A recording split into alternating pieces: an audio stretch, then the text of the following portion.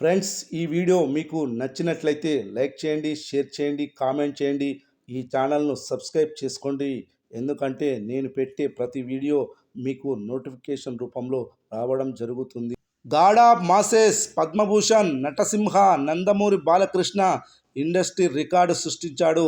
ఈ తరంలో అత్యధిక డైరెక్ట్ 100 రోజులు, షిఫ్టింగ్ 100 రోజులు ఆడిన సినిమాలు కల హీరోగా అరుదైన ఇండస్ట్రీ రికార్డు సృష్టించాడు.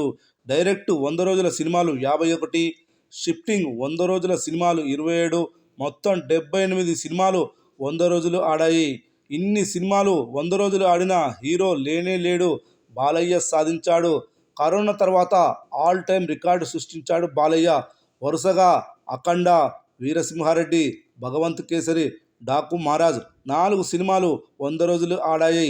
ఇలాంటి రికార్డు కూడా ఏ హీరోకి లేనే లేదు. బాలయ్య సృష్టించాడు. ఇటీవలే విడుదలైన డాకు మహారాజ్ మూవీ బాలయ్య కెరీర్లో వారు రికార్డులు క్రియేట్ చేసింది. బాలయ్య కెరీర్లో అత్యధిక ఓపెనింగ్ కలెక్షన్ వసూలు చేసిన సినిమాగా, అత్యధిక గ్రాస్ వసూలు చేసిన సినిమాగా డాకు మహారాజ్ మూవీ నిలిచింది. అదేవిధంగా ఈ మూవీ 10 కేంద్రాల్లో 50 రోజుల రన్ కంప్లీట్ చేసుకుంది. ప్రస్తుతం ఒక కేంద్రంలో 100 రోజులు కంప్లీట్ చేసుకుంది. ప్రస్తుత పరిస్థితులలో ఒక సినిమా 2 వారాలు ఆడడమే గొప్ప అనుకున్న రోజుల్లో 50 రోజులు, 100 రోజులు, 150 రోజులు, 180 రోజులు బాలయ్య సినిమాలు ఆడుతున్నాయి.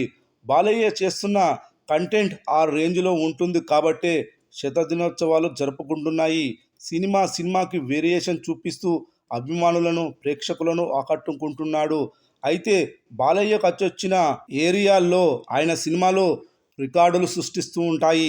అలాంటి ఏరియాలో వరుసగా 4 సినిమాలు అఖండ, వీరసింహారెడ్డి, భగవంత్ కేసరి, ప్రస్తుతం డాకు మహారాజ్ మూవీ శతదినోత్సవాలు జరుపుకున్నాయి.